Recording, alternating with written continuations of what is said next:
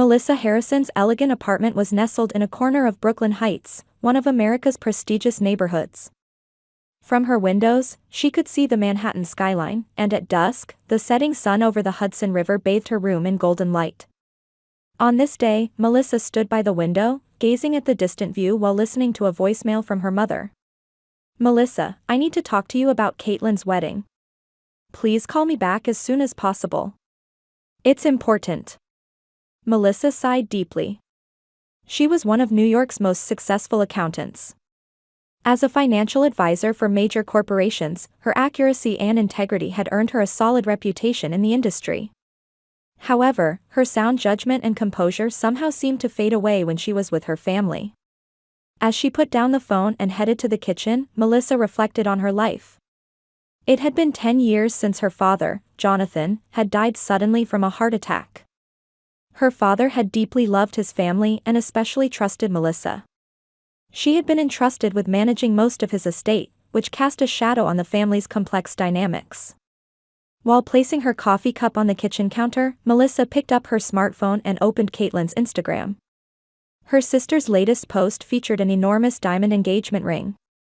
Melissa smiled slightly. Caitlin was vain and extravagant. She always dressed in the latest fashions and constantly sought attention at social gatherings. On the surface, she was charming and especially popular with men, but underneath, she harbored complicated feelings toward her sister. "Melissa only thinks about work. She's not interested in romance at all," Caitlin would tell her friends. In reality, however, Melissa wasn't just busy with work, she was hesitant about relationships because a past heartbreak had left her traumatized. Looking at the family photo on the dining table, she saw her mother Eleanor's smiling face. Her mother was actively involved with the local arts society. But Melissa knew the calculating nature hidden behind her mother's smile. Eleanor always favored her younger daughter and tended to use Melissa as the reliable daughter. "You'll be fine because you're smart," was her mother's favorite phrase. It sounded less like praise and more like an excuse to burden Melissa with responsibilities. Melissa had recently opened a special account for her mother's future care expenses and deposited a substantial amount every month. Her mother hadn't saved enough for her own retirement. Melissa took a sip of coffee and thought calmly. It wasn't bad that her mother and sister relied on her. However, sometimes she was tormented by the feeling of being used rather than loved by her family. The phone rang, and the display showed Caitlin. Melissa hesitated for a moment but quickly answered. "Melissa. Are you busy? I have something important to tell you." Her sister's voice was high with excitement. "I just finished work." "What's going on? Did you know Brad's papa has a lovely vacation home in Newport? We've decided to have our wedding there." Caitlin continued breathlessly. "But there's one problem. Have you talked to Mom?" Melissa sat down on the sofa and rubbed her tired eyes. "I heard her voicemail, but I haven't called her back yet." "I see. Then I'll tell you." Caitlin's voice became slightly calmer. "It's about the wedding budget, and I need a little help." As Melissa gazed at the night view outside her window, she anticipated what was coming. Once again, she would have to tap into her savings in the name of family obligation. Yet, as always, she was torn between her desire to cherish her family and the need to protect herself. $50,000? "You've got to be kidding me," Melissa said, resting her elbows on the kitchen island counter and pressing her hand against her forehead. "Caitlin, that's most of my savings." In Melissa's home kitchen, three women faced each other. Spring sunlight streamed through the windows, casting golden streaks on the coffee cups placed on the table. "Melissa, that's what family is for," Eleanor said in a calm voice. Her hair was perfectly styled, and her cashmere sweater accentuated her good posture. "Your father would say the same thing if he were alive." Melissa silently absorbed her mother's words. Whenever her father's name came up, she felt a pain deep in her chest. "This is my only wedding," Caitlin said, her eyes welling up with tears. Her designer blouse was deliberately slipping off her shoulder. "You have a career, a beautiful apartment, and money. I have nothing." Melissa gazed out the window. Caitlin's claim of having nothing rang hollow. Her sister worked at a high-end boutique and lived surrounded by luxury brands. Her fiancé, Brad Smith, was a promising young investment banker. Their wedding was certain to be the talk of society. Brad's family agreed to cover half of the total cost, Caitlin continued. For the other half, please, Melissa. This is the most important day of my life. Melissa sighed. Words of refusal rose to her throat, but she swallowed them when she saw the expectant expressions on her mother's and sister's faces. All right, she said quietly. But I want to be involved in the wedding preparations. The schedule and venue decisions too. Of course. Caitlin jumped up with joy and hugged Melissa. The sweet scent of her perfume was overwhelming. I'll consult you on everything. But that promise was never kept. Over the next few weeks, Melissa heard nothing from Caitlin about the wedding preparations. She tried to contact her several times, but her sister cut the conversation short with a single word, busy. Eleanor advised her, don't pressure Caitlin. At the end of May, Melissa withdrew $50,000 from her special account and transferred it to Caitlin's account. That night, she finally received detailed information from her sister. June 25, Saturday, starting at 4 p.m. At the Ocean View Grand Hotel in Newport. Formal attire, please. What about the invitation? Melissa asked, and Caitlin laughed. Your family. You don't need an invitation, do you? Anyway, note the place and time. You're not a bridesmaid, so come to the venue on your own on the day. Melissa couldn't hide her surprise. I'm not a bridesmaid? Sorry. But I chose my friends. You're always so busy, I didn't want to impose. Caitlin's voice carried a hint of satisfaction rather than apology. On the wedding day, Melissa dressed in a high-quality gown with her hair styled in an updo. Though she usually wore natural makeup, she applied it more carefully for this special occasion. As a sister, she wanted to celebrate her younger sister's special day. The Ocean View Grand Hotel was a historic luxury hotel along the Newport coast. When Melissa stepped out of the taxi, the white building gleamed in the setting sun. However, there were no wedding decorations at the main entrance, and few people were around. Where is the Harrison Smith wedding being held? She asked at the front desk, and the young female staff member looked puzzled. One moment, let me check. She operated the computer and after a while, shook her head. The wedding concluded yesterday. It was on Friday, June 24th, starting at 2 p.m. Melissa felt the blood drain from her face. That's impossible. I was told June 25th, today. I'm sorry, but that's what the system shows. It was yesterday's event. With disbelief, Melissa took out her smartphone with trembling hands and called Caitlin. On the third ring, her sister answered. Background noises could be heard. Melissa? What's wrong? Caitlin's voice was high-pitched. I'm at the hotel, but they told me the wedding was yesterday. Melissa's voice trembled as she tried to control her emotions. After a moment of silence, Caitlin's laughter came through. Oh, that's right. It's already over. Thanks for being our ATM. Excuse me. Melissa couldn't believe her ears. Just kidding, Caitlin said with a laugh, but there was malice in her voice. Sorry, I must have given you the wrong date. We're on a cruise ship now for our honeymoon. We're having a party. After hanging up, Melissa's mind went blank. She collapsed onto a sofa in the hotel lobby and called her mother. Melissa, what's wrong? Eleanor's voice was calm. Mom, was Caitlin's wedding yesterday? Oh, didn't you know? There was a change in schedule. I thought Caitlin would tell you. Eleanor's voice sounded more like she was making excuses than expressing surprise. Why didn't you tell me? We can't accommodate someone as busy as you, Eleanor said coldly. Besides, contributing to the family is natural, isn't it? Your role was to provide the money. Melissa hung up and called a taxi. On the way home, still in her expensive dress, she quietly shed tears. Her heart was filled with sadness and anger at the betrayal. When she arrived home, Melissa found an invitation placed on her doormat. Opening it, she saw, "The wedding of Caitlin Harrison and Brad Smith, June 24th, printed inside. Yesterday's date. So it was planned, she whispered. That night, Melissa cried for a long time. But as her tears dried, a look of determination appeared in her eyes. She opened her computer and began reviewing files, records of financial transactions with her family, suspicious histories of her sister's credit card use, and recordings of conversations with her mother. The words, "That's what family is for," repeated in her head. Yes, because we're family, Melissa quietly replied. And that's why this ends now. The next morning, Melissa woke up earlier than usual. The light streaming through the window announced the beginning of a new day. She had overcome the previous night's sadness and anger and regained her composure.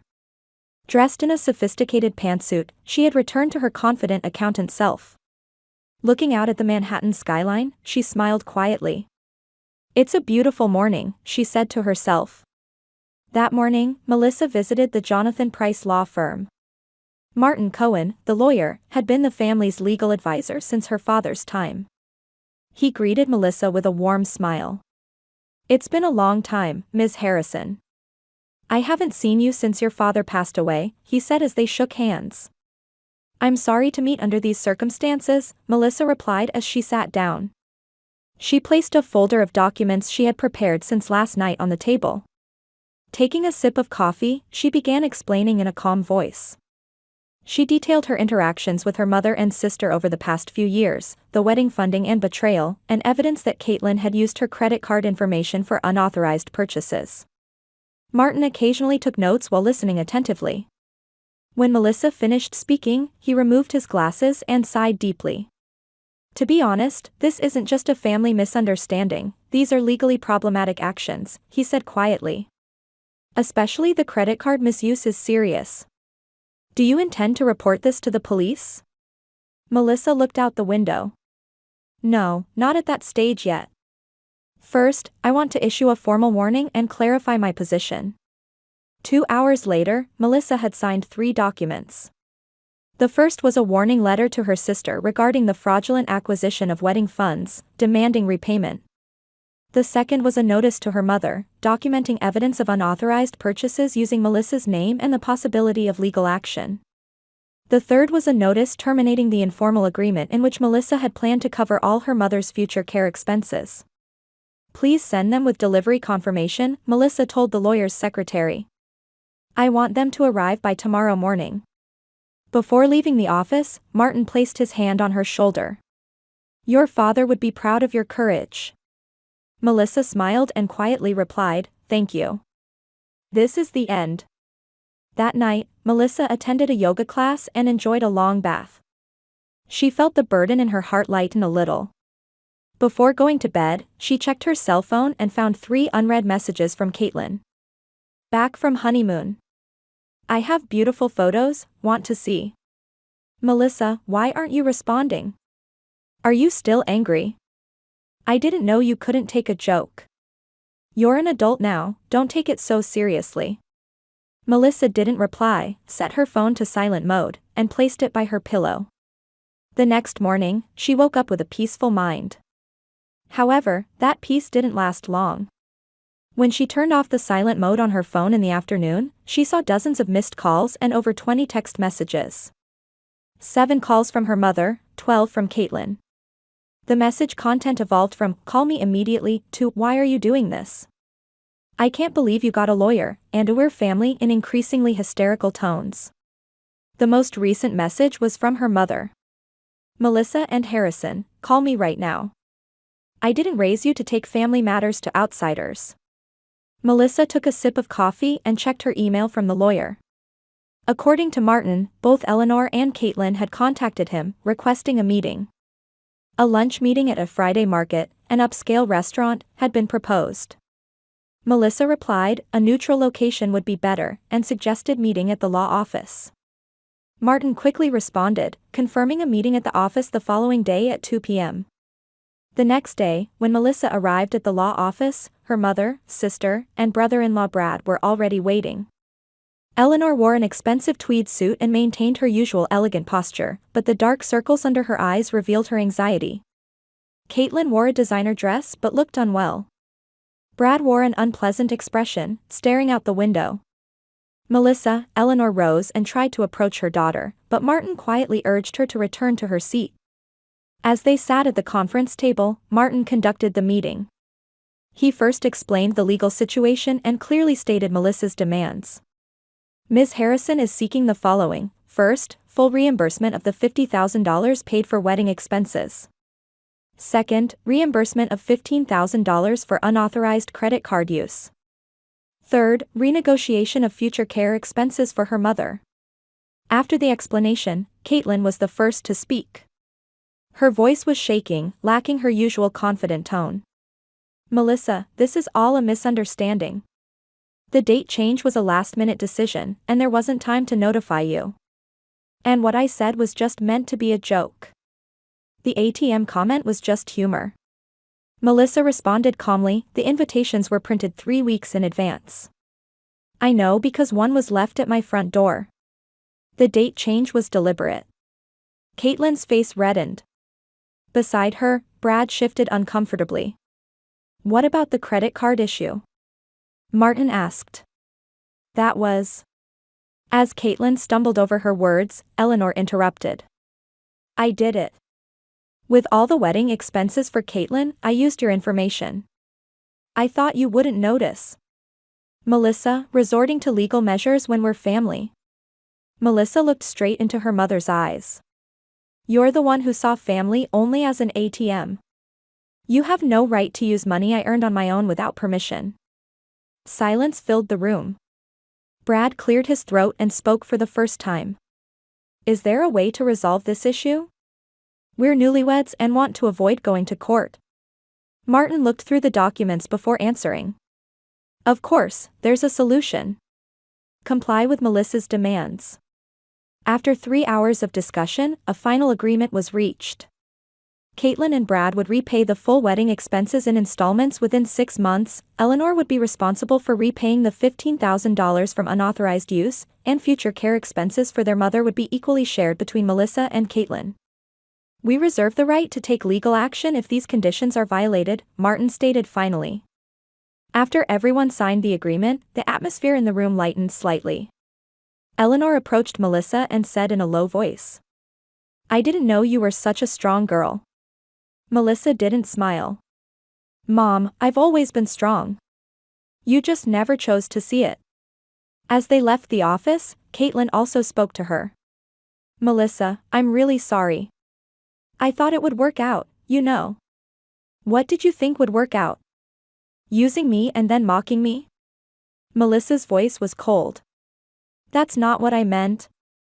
Caitlin's voice grew small. Can we ever go back to being proper sisters again? Melissa paused for a moment and looked at her sister. Time will tell. But for now, I need distance. As she climbed into a taxi, Melissa took a deep breath. She wasn't sure if this was a new beginning or an ending. 2 weeks passed.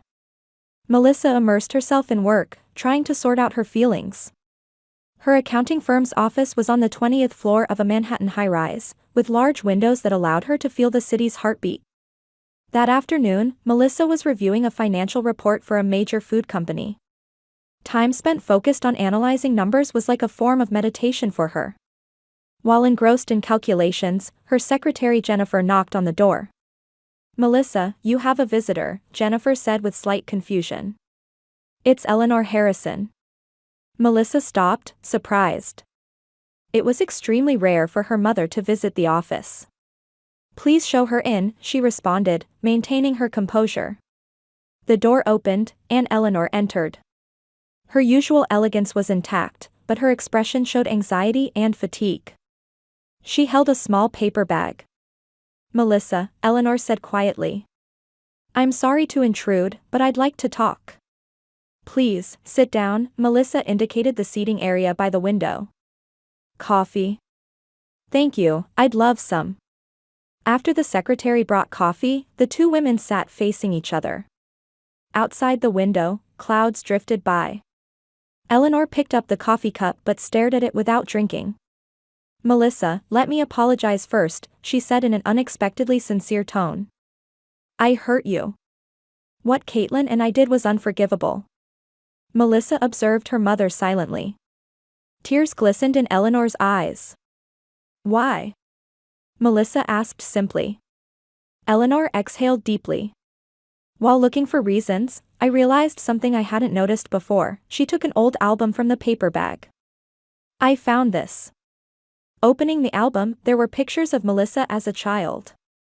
Her 7th birthday party, elementary school graduation, a high school debate team awards ceremony.